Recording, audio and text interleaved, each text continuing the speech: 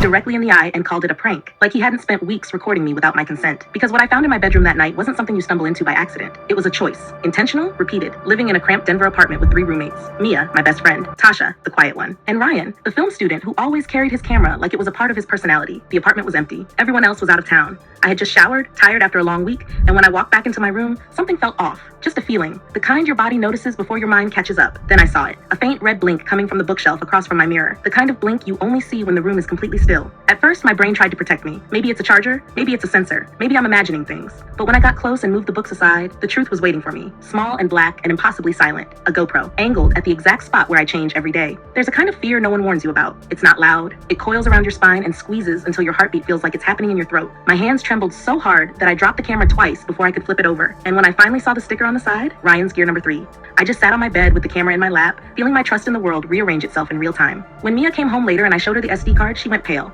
We plugged it into her laptop, both of us breathing shallowly, like the air had thickened. At first, we saw normal school videos, projects, campus shots. Then the folders changed. First my room, then hers. Angles that required planning. Times of day when we were most vulnerable. Everything suddenly made sense. The unexplained shifts in our things, the slight misalignment of our mirrors. The times we thought we were being paranoid. We stared at the screen for so long that the laptop went to sleep. When Ryan walked in later that night, laughing, carrying pizza, scrolling through his phone, his entire face changed the moment he saw his camera in my hand.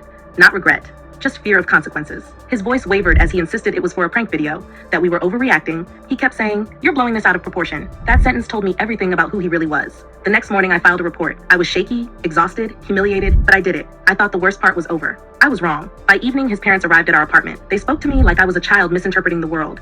Like I wasn't the one who had to watch footage of myself I never agreed to. Like their son's future mattered more than my safety. They didn't ask if I was okay. They asked what it would take for me to stay quiet. For a few minutes, they almost had me. That's the part that still makes me angry. The way guilt can twist itself around you, even when you're the one who's been hurt. But then I remembered something.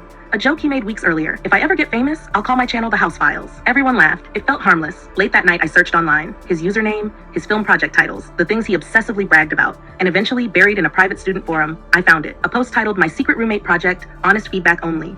Inside were blurred, edited versions of the footage he had taken, strangers commenting on how raw and real it felt. The next morning, I gathered every piece of evidence and sent them to his university, the investigator. Then I uploaded a 60-second video showing the setup of the hidden camera. Just the truth. The internet did the rest. People weren't angry at the crime alone, at the way his parents tried to protect him. His university expelled him within a week. His scholarship disappeared. The forum banned him. And when his mother called, sobbing, saying I had destroyed their family, I finally said the words that had been burning inside me. He destroyed himself long before I said anything. And the scariest part, my story isn't rare. It's everywhere. In dorms, shared apartments, workplaces, friend groups. And most people stay silent because the world trains us to protect the future of the person who caused the harm instead of the person who has to live with the memory. I didn't protect his future. I protected mine.